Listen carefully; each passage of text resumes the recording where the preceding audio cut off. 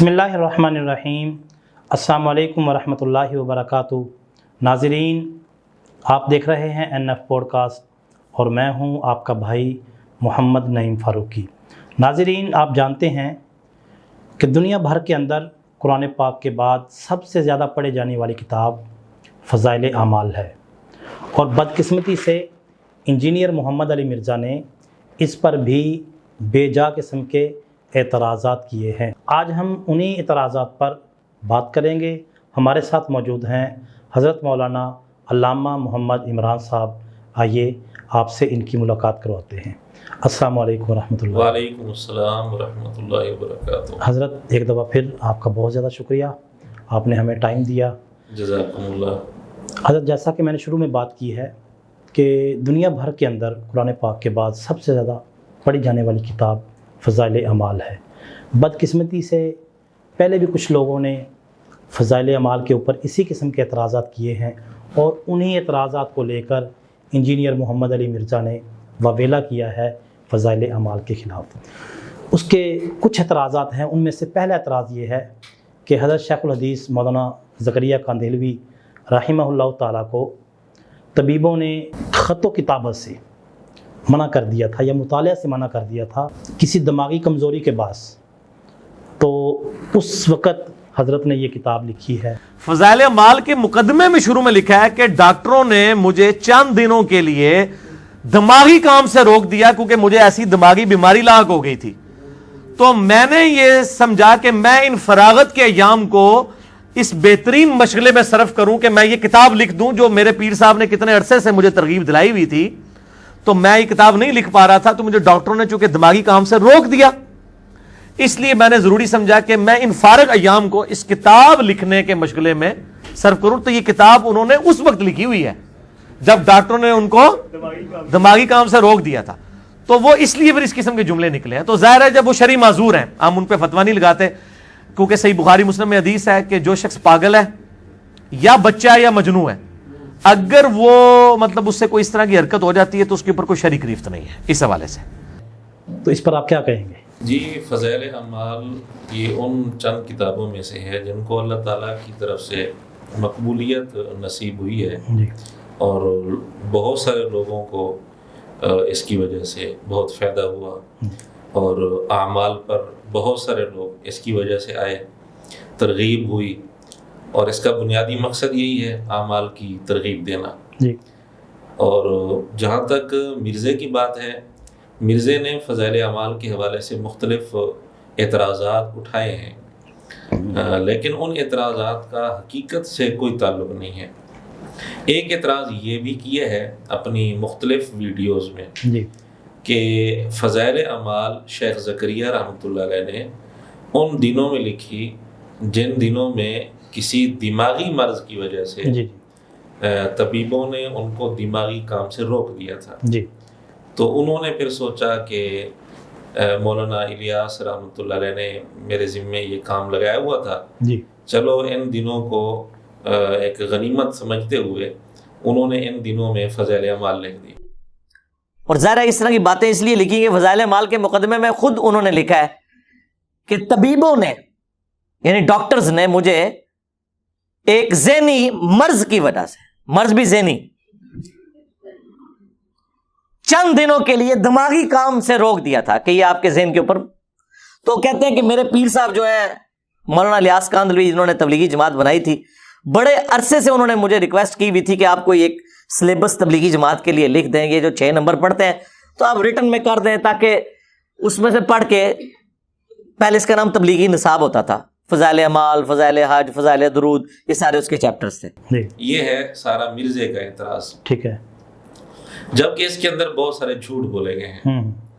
हकीकत ये है कि फ़ज़ाइल अमाल के नाम से शेख ज़करिया रहमतुल्लाह अलैह ने कोई किताब नहीं लिखी। ठीक है। लिखी नहीं कोई किताब। सही है। शेख ने मुख्तलिफ रसायल लिखे थे, ठीक है, मुख्तलिफ औकात में।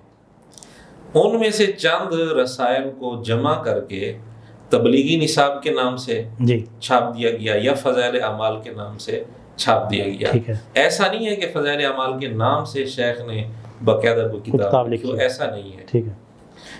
اور فضائل اعمال کے اندر جو رسالے شامل ہیں وہ ایک سن میں نہیں لکھے گئے، جی مختلف سالوں میں لکھے گئے ہیں، ٹھیک ہے، مختلف سنین میں لکھے گئے ہیں۔ مثلا فضائل قرآن یہ بھی فضائل اعمال میں شامل ہے، ٹھیک ہے، یہ لکھی گئی ہے 1348 ہجری میں۔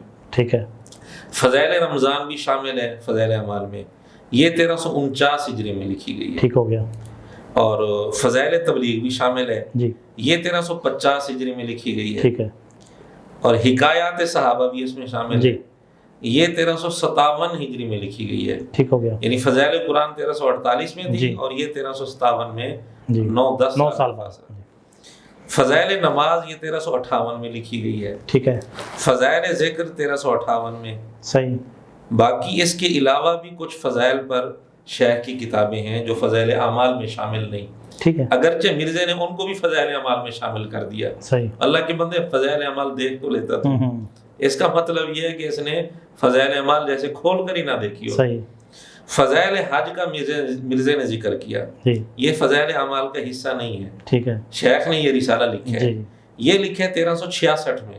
صحیح، فضائل صدقات 1366 میں، جی فضائل درود رسالہ لکھا 1384 میں۔ ٹھیک ہے، مرزا نے فضائل درود کا بھی فضائل اعمال کے اندر ذکر کر دیا، صحیح، تو فضائل درود 1384 میں لکھا گیا۔ جی اب اندازہ کریں فضائل قرآن 1348 میں لکھا جا رہا ہے صحیح، اور فضائل درود رسالہ 1384 میں، صحیح، ان دونوں میں آپ فرق دیکھیں کتنے سالوں کا فرق ہے، یہ تقریباً کوئی 35 سال کا فرق ہے۔ اس سے بھی زیادہ ہوگا شاید، بعض رسالوں میں 1 سال کا فرق ہے، جی بعض میں 10 سال کا فرق ہے، بعض میں 15 سال کا اور بعض میں 30-35 سال کا۔ جی اب حیرانگی کی بات یہ ہے جی مرزا نے اعتراض جب اٹھایا تو پوری فضائل اعمال پر اٹھا دیا ٹھیک ہے، کہ پوری فضائل اعمال ان دنوں میں لکھی گئی، صحیح، اور اس میں پھر فضائل درود کا بھی نام لے لیا، وہ جو 1384 میں لکھی جا رہی صحیح ہے۔ ہے، تو مختلف سالوں میں جو مختلف رسالے لکھے ہوئے تھے ان سب کو مرزا نے اکٹھا سمجھ لیا کہ یہ ساری کتاب جو ہے نا اکٹھی ان ایک دنوں میں دفعہ، لکھی گئی تھی۔ صحیح، مرزا کا یہ بہت بڑا جھوٹ کہہ لیں یا بہت بڑی جہالت کہہ لیں۔ صحیح، اور یہ جو تاریخیں میں نے بتائی ہیں جی یہ کوئی اپنی طرف سے میں نے نہیں بتائی، فضائل اعمال آپ کھولیں، جی ہر رسالے کے شروع میں لکھی اور ہوئی، آخر میں تاریخیں لکھی ہوئی ہیں۔ بالکل صحیح، اور یہ جو عبارت مرزا نے سنائی ہے کہ طبیبوں نے دماغی کام سے روک دیا تھا، جی اس عبارت کا تعلق سارے رسالوں کے ساتھ نہیں ہے، نہیں، صرف ایک رسالے کے ساتھ ہے، حکایت صاحب، حکایات صحابہ، بالکل کیونکہ یہ عبارت حکایات صحابہ کے شروع میں ہے۔ 1357 میں لکھی جا رہی ہے حکایات صحابہ، جی اور اس سے 8-9 سال پہلے فضائل قرآن بھی لکھی جا چکی تھی، جی اور اسی طرح فضائل رمضان بھی لکھی جا چکی جی، تھی، فضائل تبلیغ بھی لکھی جا چکی جی تھی۔ اب 1357 والی بات کو 8-9 سال پہلے فٹ کرنا جی، کتنی بڑی حماقت کی بات ایسے ہے۔ ہی ایسے ہی، یہ عبارت حکایات صحابہ کے شروع میں ہے۔ ایک اور مرزا نے جھوٹ بولا، جی کہتے ہیں کہ دماغی مرض کی وجہ سے، پھر دوبارہ زور دے کر کہتے ہیں مرض بھی دماغی، جی بالکل نہیں لکھا ہوا، ٹھیک ہے، حکایات صحابہ میں یہ بات نہیں لکھی ہوئی کہ مرض دماغی تھا، ٹھیک ہے، بلکہ یہ بات لکھی ہوئی ہے کسی مرض کی وجہ سے ٹھیک ہے، طبیبوں نے دماغی کام سے روک دیا۔ اوکے، دماغی کام سے جب وہ طبیب روکتے ہیں ضروری نہیں کہ مرض دماغی ہو، بالکل ٹھیک ہے، بعض اوقات اعصابی کمزوری کسی مرض کی وجہ سے آ جاتی ہے، تو اس وقت بھی دماغی بھی انسان کا کمزور ہو جاتا ہے اعصابی کمزوری کی وجہ سے، اس صورت میں بھی طبیب روک دیتے ہیں چونکہ کمزوری آ گئی ہے جسم میں، بدن میں، اس لیے آپ نے دماغی کام نہیں کرنا۔ جی اس لیے مرزا کا یہ بھی ایک مرزا کی بہت بڑی بددیانتی ہے کہ اس نے واضح طور پر یہ کہا کہ مرض بھی دماغی تھا، ٹھیک ہے، یہاں تک پھر مرزا نے کہا کہ وہ اس وقت پاگل تھے جب انہوں نے لکھی تھی، نعوذ باللہ، حالانکہ وہاں دماغی مرض کا کوئی لفظ نہیں ہے، ٹھیک ہے، ایسی کوئی بات نہیں ہے، صحیح، کسی مرض کی وجہ سے دماغی کام سے روکا تھا۔ تصویر کا دوسرا رخ بھی میں آپ کے سامنے عرض کرتا چلوں۔ جی جی، مولانا طارق جمیل صاحب حفیظ اللہ، ان کے بیٹے کی وفات ہوئی تھی، جی اور ان کے بیٹے کے متعلق اس نے پھر مرزا نے کلپ بھی بنایا تھا، جی، مرزا نے کہا کہ اس کو کوئی دماغی مرض تھا، وہاں واقعتاً دماغی مرض مرزا خود کہہ رہے ہیں، ٹھیک ہے، اور تھا بھی صحیح دماغی مرض تھا، لیکن ساتھ ہی مرزا کہتے ہیں دماغی مرض تو تھا لیکن وہ پاگل نہیں تھا، ادھر دماغی مرض مانتے ہوئے پاگل نہیں تھا، ساتھ کہہ رہے کہ پاگل نہیں تھا وہ، صحیح ادھر دماغی مرض تھا ہی نہیں، صحیح ہے، لفظ لکھا ہوا ہی نہیں تھا دماغی ٹھیک ہے مرض کا، ٹھیک ہے زبردستی دماغی مرض کا لفظ بنایا اس نے، جی پھر اس کو بنیاد بنا کر کہا کہ وہ پاگل تھے۔ ہوں، اس کی بددیانتی دیکھیں۔ جی اچھا، جن دنوں میں طبیبوں نے دماغی مرض سے دماغی کام سے روکا تھا کسی جی مرض کی وجہ سے، جی ان دنوں میں حکایات صحابہ لکھی، جی باقی رسالے ان دنوں میں نہیں لکھے گئے، ٹھیک ہے، وہ الگ الگ اوقات میں لکھے گئے۔ حکایات صحابہ بھی ساری کی ساری ٹھیک ہے، ان دنوں میں نہیں لکھی گئی، جس کی دلیل یہ ہے ہوں، کہ حکایات صحابہ کے شروع میں آپ دیکھیں تاریخ، آخر میں دیکھیں تو تقریباً 8 مہینے کا عرصہ لگا ہے اس رسالے کے لکھنے میں۔ ٹھیک ہے، ڈاکٹروں نے روکا تھا، طبیبوں نے روکا تھا چند دنوں کے لیے، چند مہینوں کے لیے نہیں، ٹھیک ہے، چند دنوں کے لیے روکا تھا، صحیح اور یہ رسالہ مکمل ہوا ہے 8 مہینے میں۔ صحیح، اس سے واضح طور پر پتہ چلا کہ یہ پوری حکایات صحابہ بھی شیخ نے ان دنوں میں نہیں لکھی تھی۔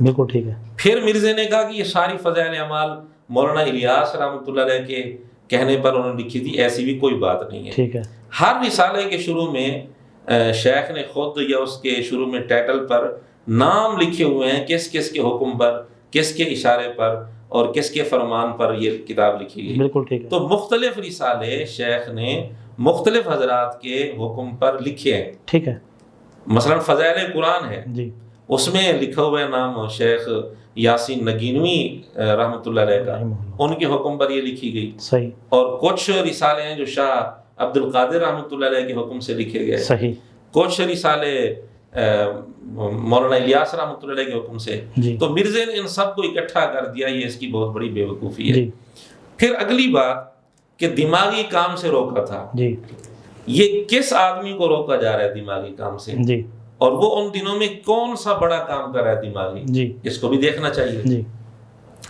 دیکھیں شیخ زکریا رحمۃ اللہ علیہ نے اوجز المسالک جیسی ضخیم شرح لکھی ہے عربی میں، جی موطا امام مالک کی۔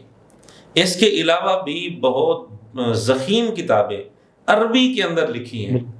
جو بندہ عربی کے اندر ضخیم مشکل کتابیں جی عربی میں لکھ رہا ہے، اس کے لیے اردو میں چند واقعات نقل کر دینا یہ کون سا دماغی کام ہے؟ جی یعنی ایک آدمی اگر ریاضی کا ماہر ہے، ٹھیک ہے، اس کے لیے کوئی جمع تفریق تقسیم کے آسان سوال جی حل کرنا اس کے لیے دماغی کام نہیں ہے۔ صحیح، ایک آدمی کی کمپیوٹر پر کمپوزنگ میں پریکٹس ہے، ماہر ہے وہ، صحیح، اس کے لیے جب اس کو دماغی کام سے روکا جائے تو اس کے لیے چند صفحے لکھ دینا کوئی دماغی کام نہیں بالکل ہے۔ ٹھیک، ہاں، جس کو لکھنا نہیں آتا، جو ابھی سیکھ رہا ہے، اس کا دماغ استعمال ہوتا ہے، اس کے لیے وہ دماغی کام ہوتا ہے۔ تو یہ بھی دیکھا جاتا ہے کہ اس بندے کی نوعیت کیا ہے، ٹھیک ہے، اس کے لحاظ سے دماغی کام ہے یا نہیں۔ تو شیخ کے لحاظ سے یہ کام تو دماغی تھا ہی نہیں، بالکل صحیح، اتنا آسان کام تھا، اردو میں چند واقعات لکھنے تھے، جی اور وہ حکایات صحابہ بھی پوری ان دونوں میں لکھی گئی۔ صحیح، پھر اگلی بات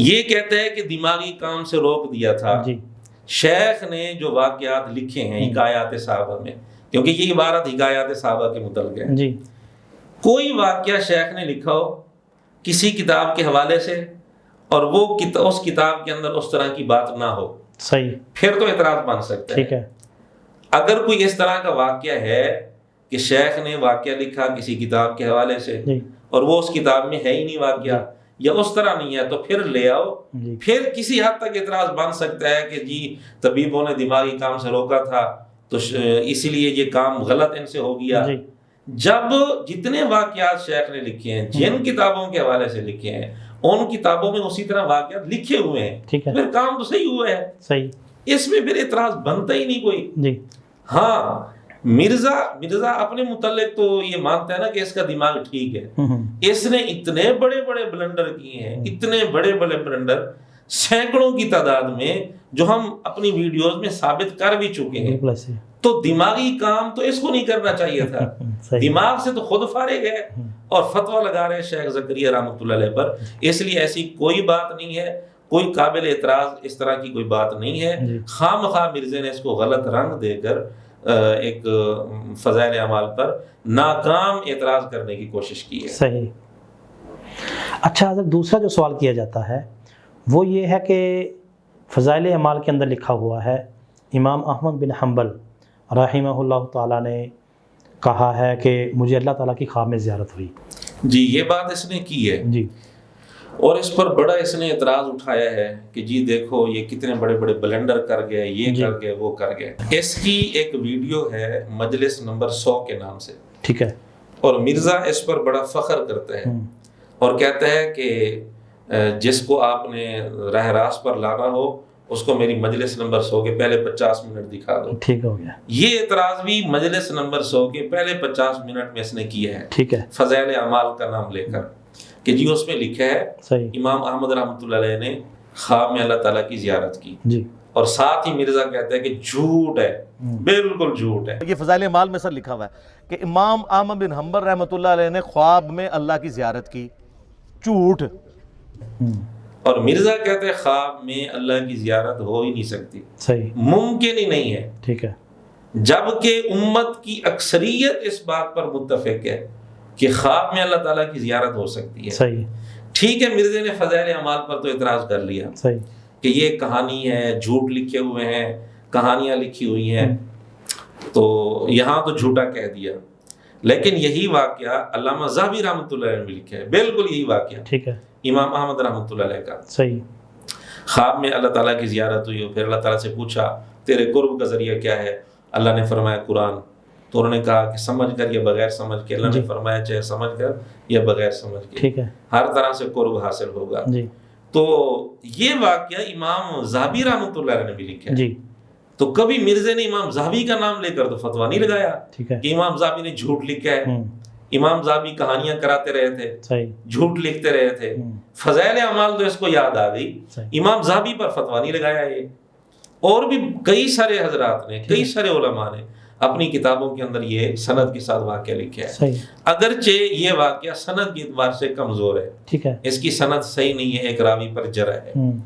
لیکن محدثین نے اپنی کتابوں کے اندر صحیح سند کے ساتھ بھی یہ واقعات لکھے ہیں. کئی محدثین کو خواب میں زیارت ہوئی. صحیح.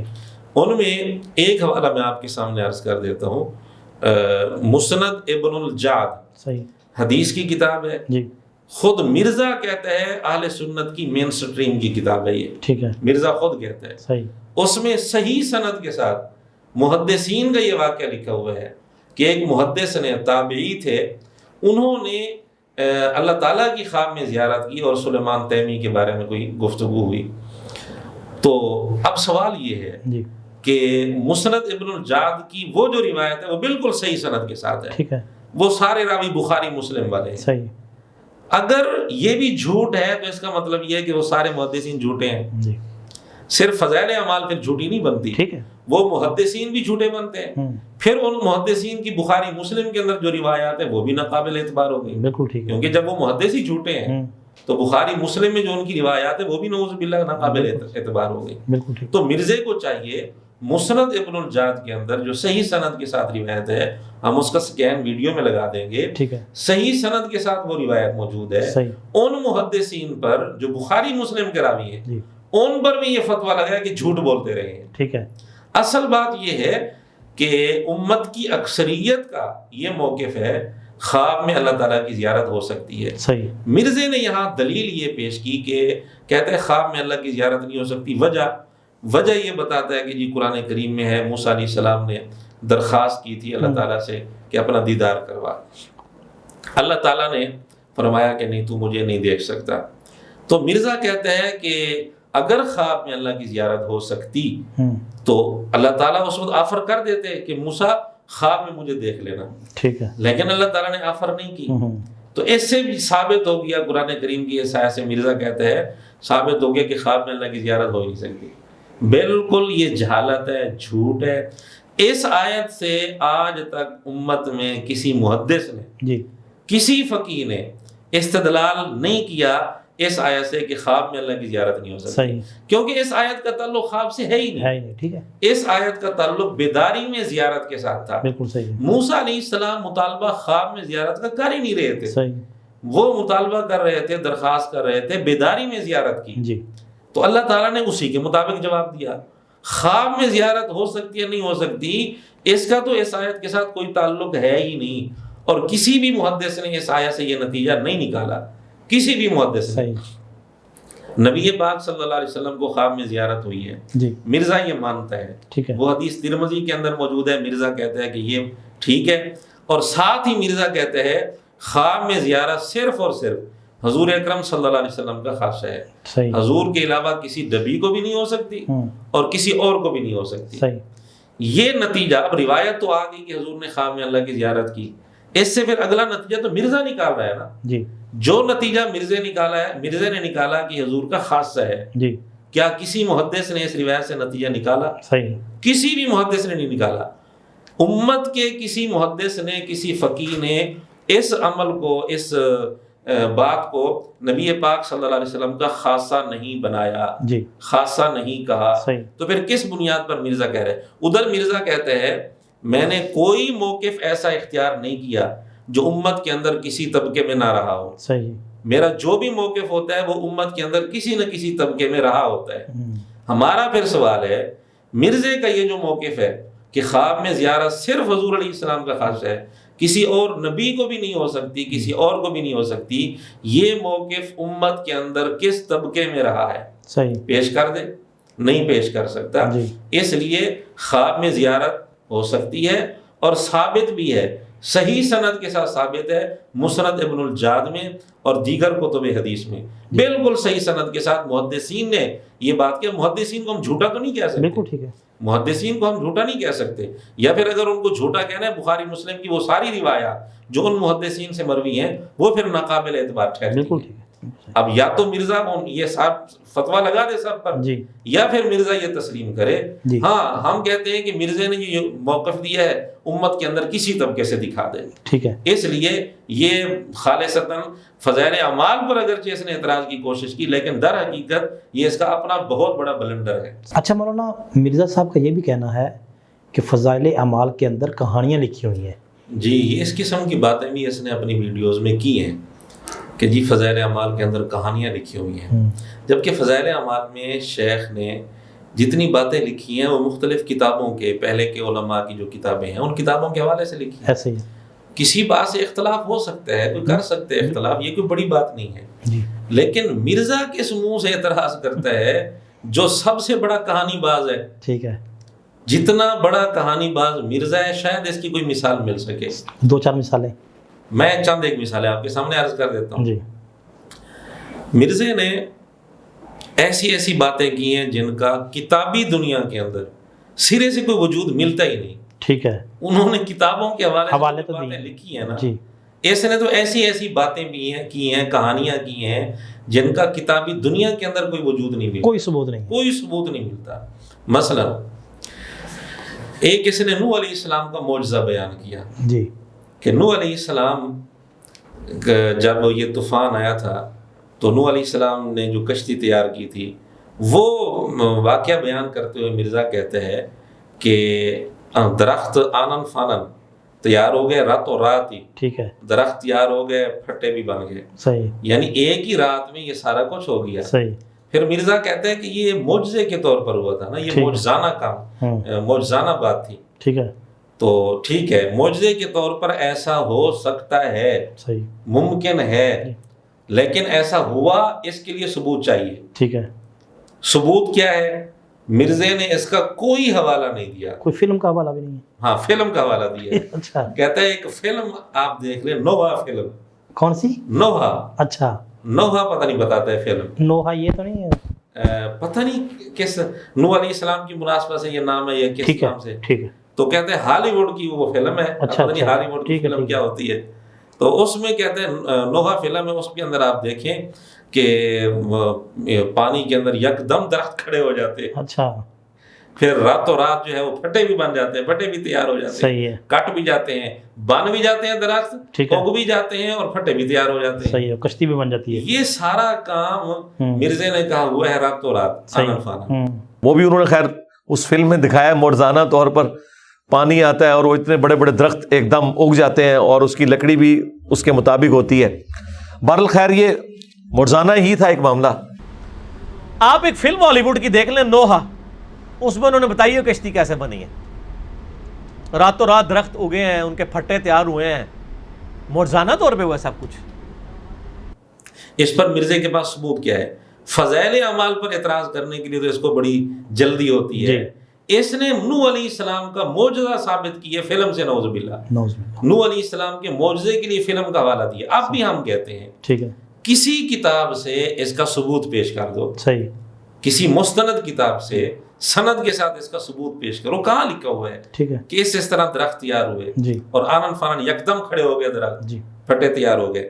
نمبر 2، اس نے بخاری کے حوالے سے ایک بات کی، جی بخاری کا نام لے کر. صحیح، کہتے ہیں بخاری میں ہے کہ واشی رضی اللہ تعالیٰ عنہ وہ کیسے نہیں مسلمان ہوئے؟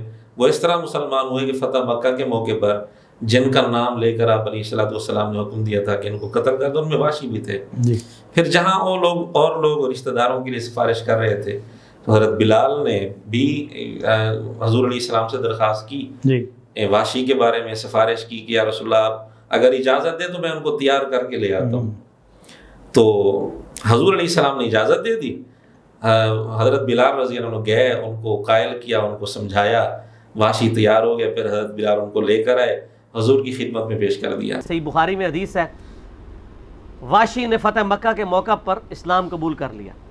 ویسے تو بھاگ کے وہ طائف چلا گیا تھا. حضرت بلال حبشی بھی چونکہ حبشی تھے، واشی بھی حبشی تھا، تو حضرت بلال حبشی جہاں باقی لوگوں نے اپنے رشتہ داروں کے لیے امان حاصل کی فتح مکہ کے موقع پہ، تو انہوں نے بھی حضور سے کہا کہ رسول اللہ میں بھی اس کو امان دینا چاہتا ہوں، میں اس کو قائل کر لوں گا کہ وہ اسلام قبول کر لے.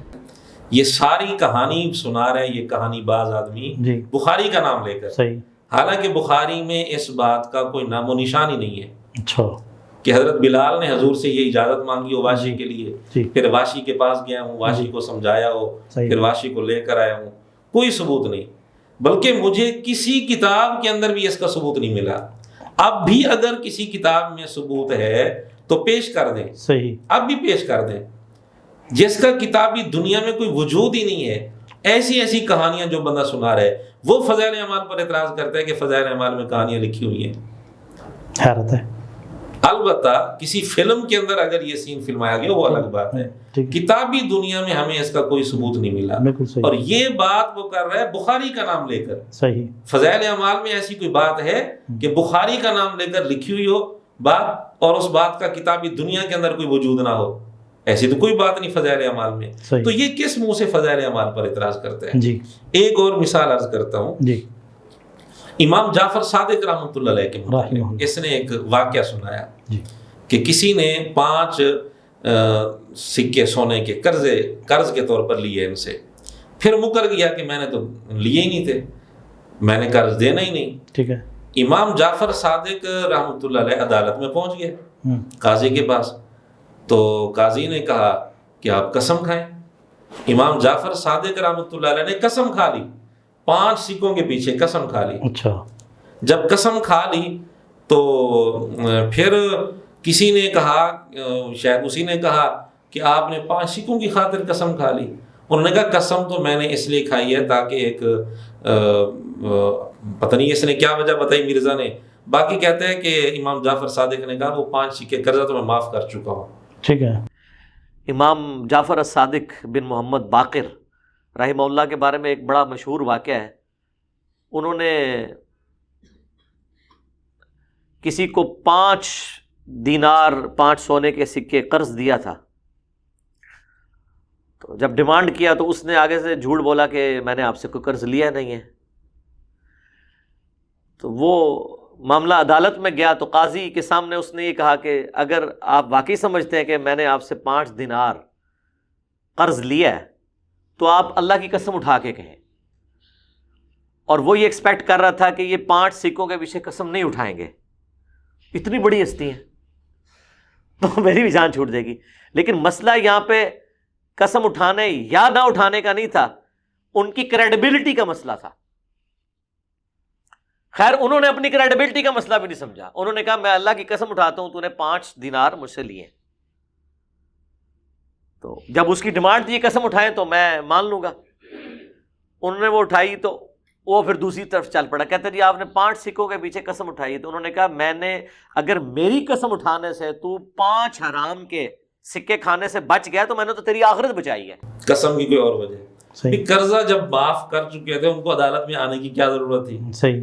پھر عجیب بات ہے کہ اس کیس کے اندر مدعی بنتے ہیں امام جعفر صادق رحمۃ اللہ علیہ. صحیح. وہ تو منکر تھا کہ میں نے قرضہ لیا ہی نہیں, ٹھیک ہے, میں نے دینا ہی نہیں, اور قسم تو منکر پر آتی ہے, مدعی پر تو آتی نہیں ایسا ہے. ہی ہے, مدعی کسی میں گواہ ہوتے ہیں. ایسا ہی ہے. تو اس نے ایسی کہانی کرائی. اس سے ہم نے بار بار مطالبہ کیا ہے کہ اس کا کسی کتاب کے اندر کوئی ثبوت ہو, سند کے ساتھ اس کا کوئی وجود ہو, دکھا دو. ابھی تک اس کے شاگردوں نے کوئی ثبوت اس کا پیش نہیں کیا. اب بھی ہم کہتے ہیں اگر کوئی ثبوت ہے تو دکھا دو. کہانی خود کراتا ہے, کہانی باز خود ہے, اور فتوے لگاتا ہے فضائل اعمال پر. بالکل صحیح. ایک اور مثال آپ کے سامنے عرض کرتا ہوں. جی. سیدنا علی رضی اللہ تعالیٰ عنہ کے متعلق اس نے کئی ویڈیوز میں یہ واقعہ بیان کیا جی. کہ سیدنا علی رضی اللہ تعالیٰ عنہ ایک کافر کے ساتھ میدان جنگ میں لڑ رہے تھے, اس کو نیچے گرا دیا. جی. کافر نے سیدنا علی رضی اللہ عنہ کے منہ پر تھوک دیا. جی. تو سیدنا علی رضی اللہ تعالیٰ نے دیکھا کہ اب اس میں میرا غصہ شامل ہو گیا ہے, میرے اللہ کی رضا کے لیے لڑ رہا تھا. وہ اتر گئے. جب اتر گئے تو سیدنا علی رضی اللہ تعالیٰ کا یہ اخلاق دیکھ کر وہ کافر مسلمان ہو گیا. باقیوں کو تو چھوڑ دیں, مولا علی کو دیکھ لیں. مولا علی جب ایک جنگ میں کافر کے سینے پہ سوار ہو گئے, اس کی گردن اتارنے لگے, اس نے تھوک دیا. حضرت علی جو ہے اس کے سینے سے نیچے اتر گئے. وہ بڑا حیران ہوا. تو آپ نے فرمایا کہ پہلے میں اللہ کے لیے سوار تھا, لیکن جب تو نے میرے منہ پہ تھوکا تو میرا غصہ بھی شامل ہو گیا. دیکھیں نا, یہ تو انسان کوئی کنٹرول نہیں کر سکتا نا. تو اب اس میں چونکہ میری ذات انوالو ہو گئی ہے, اب یہ اخلاص پہ مبنی نہیں رہی چیز. اب یہ واقعہ مرزا نے کئی ویڈیوز میں سنایا ہے. جی. بھائی کسی کتاب کے اندر اس کا ثبوت بھی ہے؟ کوئی ثبوت نہیں. کتابی دنیا میں سند کے ساتھ اس واقعہ کا کوئی ثبوت نہیں ہے. بغیر سند کے ہے؟ بغیر سند کے بھی مجھے نہیں ملا اہل سنت کی کسی بھی کتاب میں. ٹھیک ہے. کسی بھی کتاب میں مجھے نہیں ملا. صحیح. جس طرح مرزا نے سنایا کہیں نہیں ملا. اب کہانی تو یہ خود کرا رہا ہے, یہ کہانی بن گئی نا. جی ایسی. اور اعتراض کر رہا ہے فضائل اعمال پر. ایک اور مثال عرض کر دیتا ہوں. اس نے ایک بات کی کہ سعودی عرب کے اندر جو مفتی ہوتے ہیں نا, مفتی اعظم, جی, وہاں مفتی اعظم کا لقب تو نہیں چلتا, مفتی عام کا لقب چلتا ہے. تو کہتے ہیں کہ وہ پہلے جو عبدالعزیز بن باز تھے جی, وہ بھی نبینا تھے. اب جو موجودہ ہیں غالباً ان کا نام بھی عبدالعزیز ہے, جی, یہ بھی نبینا ہے. اس کی وجہ بتاتا ہے, کہتا ہے کہ یہ نبینا کیوں ہے, وہ پچھلے مفتی اعظم بھی نبینا, یہ بھی نبینا. جی, کہتا ہے اصل اس کی وجہ یہ تھی کہ یہ سارے ایک ہی کلاس کے سٹوڈنٹس تھے. ٹھیک ہے. پچھلا مفتی اعظم بھی, یہ بھی, اور بھی تھے. ٹھیک ہے. ایک وبا آئی تھی, جی, تو ان سب کی آنکھوں پر اثر ہو گیا, وہ سارے نبینا ہو گئے, پوری کلاس. ٹھیک ہے. لیکن چونکہ یہ پوری کلاس بڑی لائق فائق تھی, اس لیے پھر انہی کو ہی مفتی اعظم بنا رہے ہیں, بے شک نابینا ہے اس کے باوجود, چونکہ وہ کلاس لائق فائق تھی. 1933 سے لے کے 1999 تک 66 سال تک شیخ عبدالعزیز بن عبداللہ بن باز جو ہیں ان کے مفتی اعظم بھی رہے ہیں سعودیہ کے. اس کے بعد بھی جو مفتی اعظم بنے وہ بھی آپ کو پتہ ہے, یہ سارے جتنے ان کے مفتی ہیں سارے نابینا ہیں. آپ نے دیکھا ہے ابھی بھی جو ہیں وہ بھی نابینا ہیں.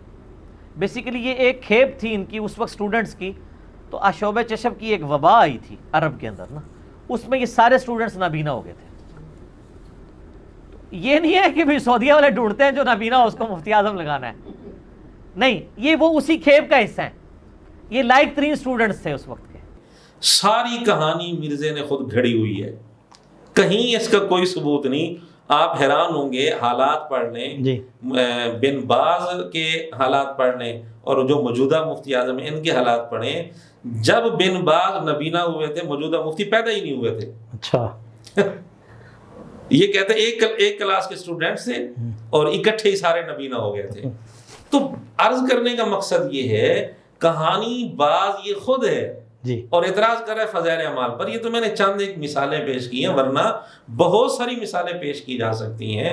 تو اس لیے فضائل اعمال پر اعتراض کرنے سے پہلے مرزے کو چاہیے اپنے گریبان میں جھانکے، جیسے مرزا کہتا ہے نا اپنی منجی تلے ڈنڈا پھیرو، جی تو مرزے کو چاہیے پہلے خود اپنی منجی تلے ڈنڈا پھیرے، ٹھیک ہے، پھر فضائل اعمال پر اعتراض کرے۔ صحیح ہو گیا۔